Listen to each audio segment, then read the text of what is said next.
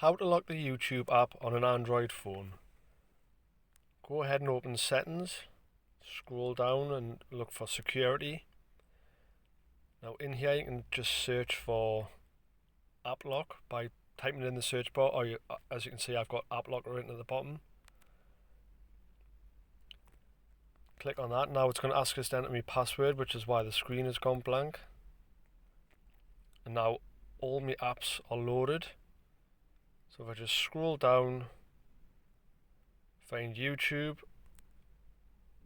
click on YouTube, select app lock, which will go green or blue depending on your device. Now if I come out of that and try to open up YouTube, the screen will go blank again as I'm being asked for my password to enter.